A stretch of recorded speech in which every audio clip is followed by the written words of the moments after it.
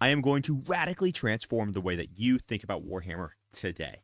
Most Warhammer players think movement is the hardest part of the game. They think that it's creative. They think that it's reactive, that your movement depends on your army, the matchup, or the dice. And this is why so many freaking people feel lost the moment they leave their deployment zone. But here's the absolute truth, and this is going to make some of you guys very, very uncomfortable. Movement in Warhammer 40,000 is not creative. It's actually structural. Every game is played on mirrored terrain. Every mission has the same number of objectives. And because of that, every army is going to be forced to move up the table in almost the exact same way. And most players never learn this, so they guess, they drift. They overextend their models and they get stuck.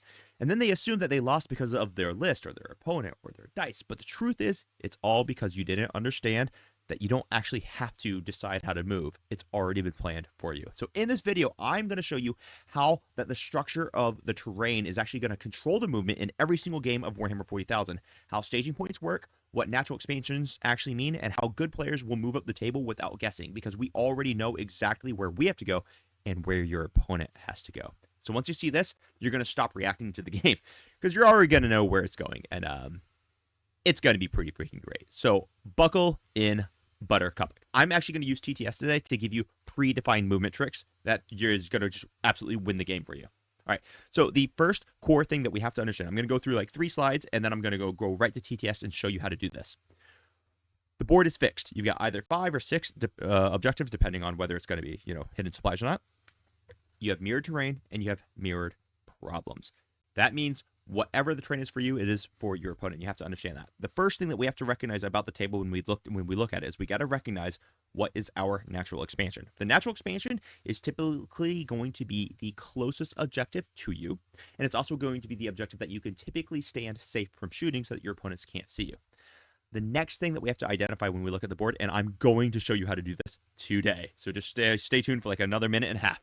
Staging points. We have to figure out what a staging point is, and I'm going to predefine for you what a staging point is. A staging point is an area of the map where we can safely stand from shooting, yet we are still able to extend our influence upon the battlefield. That is a staging point, and these are the areas that our opponent that we have to move.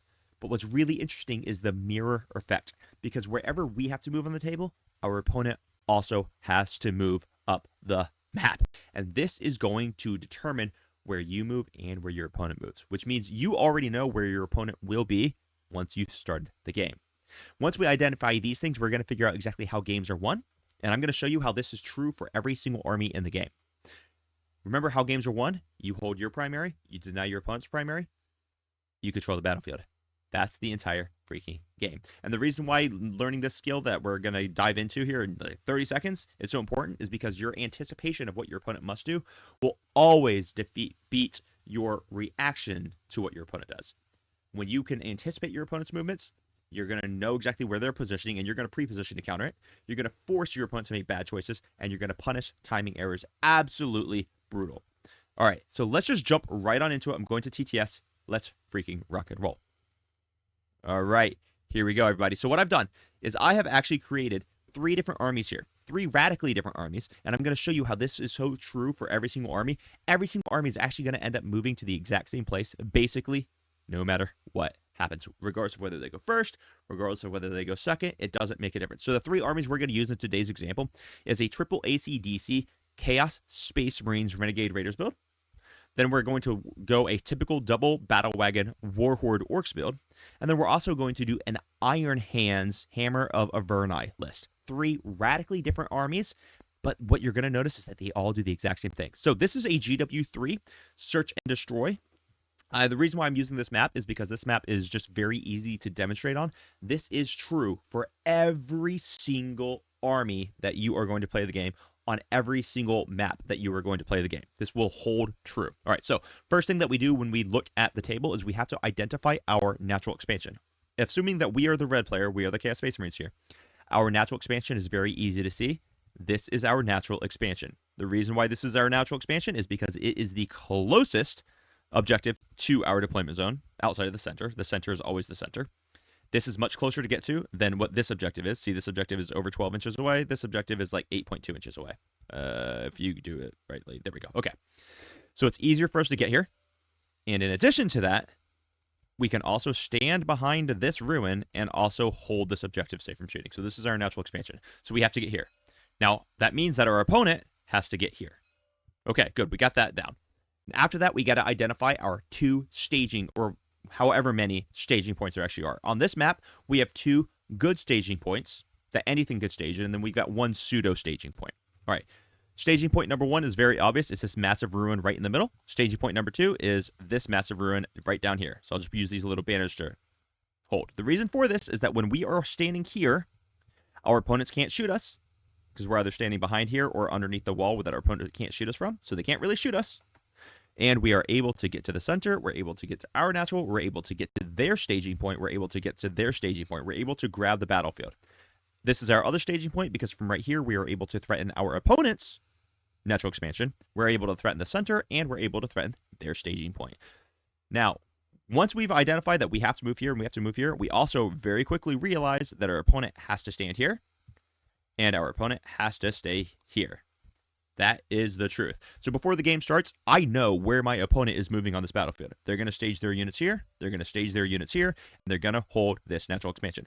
Once you understand that, you're going to understand exactly how you have to position to counter them. If they're going to put their nasty melee pressure unit right here to charge out, well, you have to have something to counter it. Whether that's a fight first unit, a disgusting Overwatch perhaps, whatever, you're going to have to be able to counter that.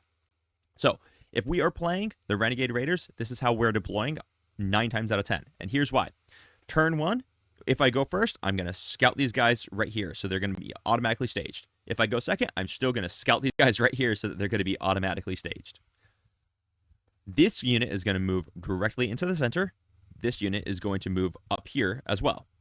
Now, I'm going to cut this angle so that's not going to be easy for our opponents to shoot us, right? So I'm just basically going to stand behind this line so that my opponent can't really shoot me very effectively. And if they do want to cross this line, they're going to get lit up by Abaddon, who's giving reroll hit rolls to the Forge Fiends, and the Chaos Predator, Destructor, and the Hellbrute's going to be giving them both parts of the Dark Pact. So it's going to be an Overwatch with lethals and sustains and full rerolls to hit. So they don't want to cross this line with anything anyway. All right, so I'm just going to do turn 1 movement for you guys, just so you can see. And this will happen whether we go first or a second.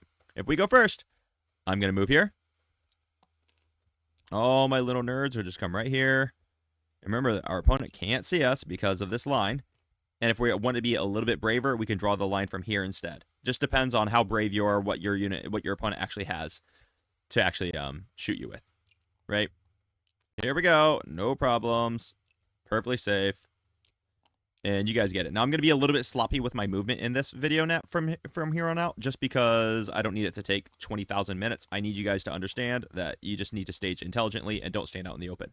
This squad will then do the exact same thing. They're going to come move all the way up here, and they're going to stand right here where they can't be shot. Now, yes, I totally recognize that our opponent can shoot us from up here. But in this scenario, we're not going to care about getting shot from down here because we're going to be covering that with crazy, overwhelming firepower. So if our opponents want to end up shooting us, then we're going to move everything up here within 6 inches of Abaddon and the Hellbrute to get in brutal overwatches and also to annihilate whatever enemy unit that our opponent shoots. This squad will advance up here. If they get a good advance turn 1, great. If they don't, it'll take us till turn 2 to get there. This unit has already scouted into this position, which means they're just chilling here. Anything on the second floor here, guys, would obviously be on the first floor in a real game. I'm just doing this to demonstrate for you. Now, from this position, that's the game. Because all I have to do is I have to deny this primary objective, perhaps with a charge. I have to hold this objective, and then I have to threaten my opponent. My opponent is going to be staging here, and they're going to be staging here. If I staged first, I'm going to be charging everything all out at the exact same time while I'm also moving all my shooting out to annihilate. My opponent's moving here, my opponent's moving here. This is Warhammer. Now, I'm going to do this for the next army, and what you're going to notice is it's the exact same thing. So let's get rid of this army, and I'm going to go ahead and do this with the Iron Hands. I'm saving the Orcs for last, so if you want to see how the Orcs do it, that's the last one. Iron Hands are very simple. On this map, I'm probably going to take 1 Storm Speeder Hellstrike in reserves. 1 Redemptor comes here.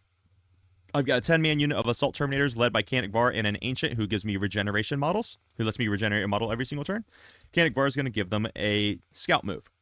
I'm also going to have a Redemptor Dreadnought right here. Desolation Marines are going to hang out on the home field, no problem.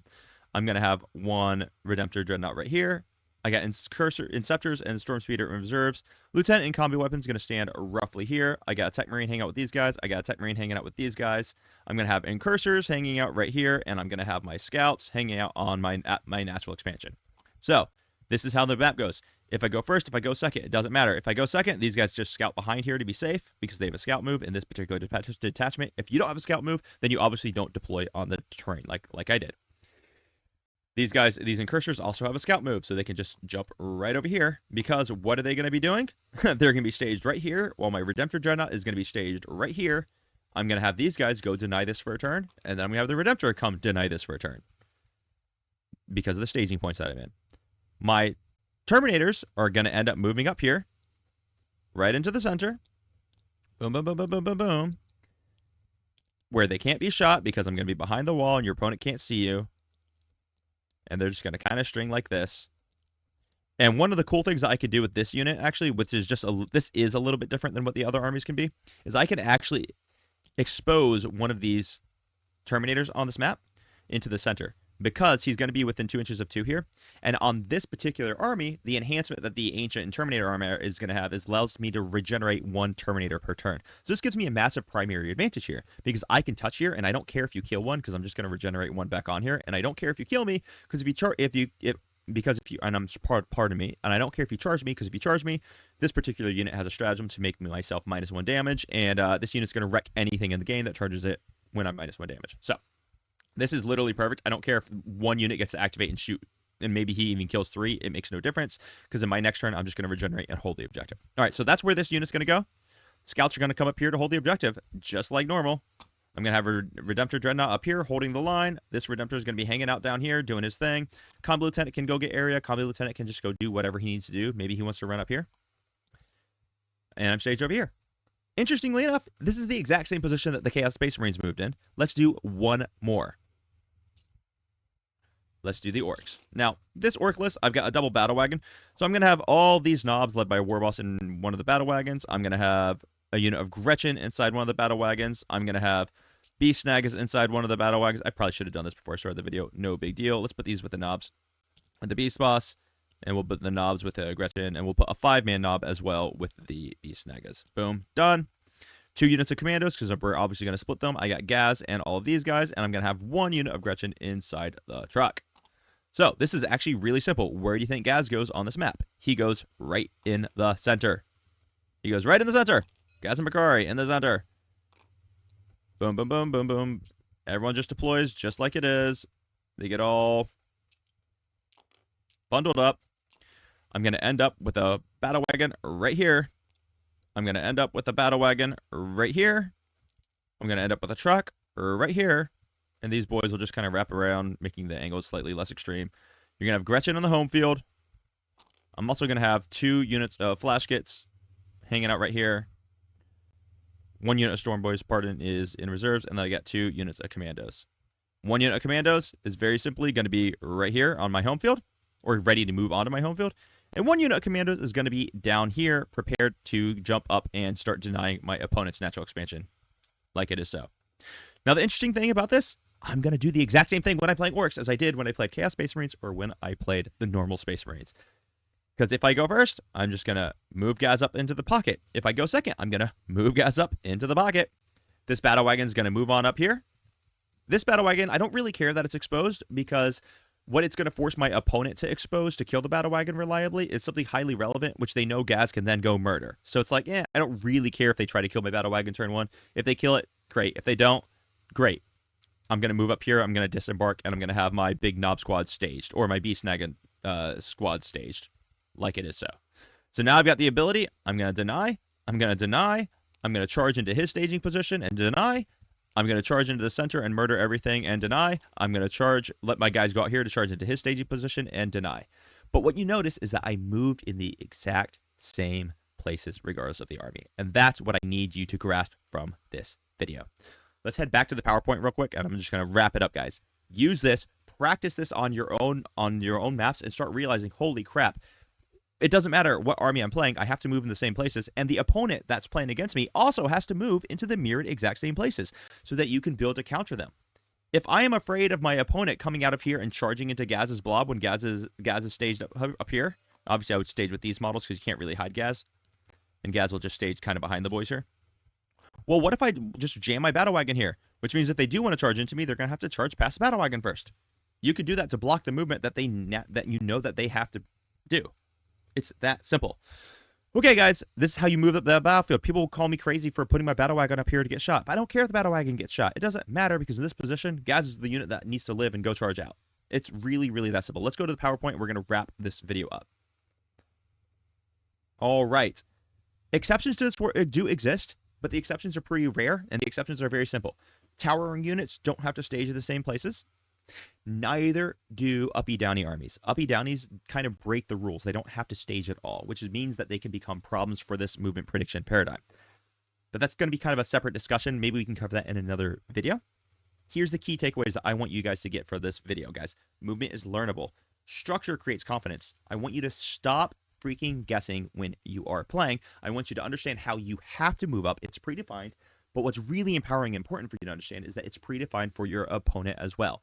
Now, I'm not saying that you'll never play a psychopath who might just do something completely different that they're not supposed to do. That is possible, but if they do, you've got a huge advantage because you're going to be staged appropriately to take advantage of the objectives, and your opponent will not. So with that, guys, take this information, learn it. If you want help implementing your own game plan, you can book coaching calls and join the coaching memberships, or even a coaching match, a personal coaching match with me in the coffee, which is in my the link in the description down below.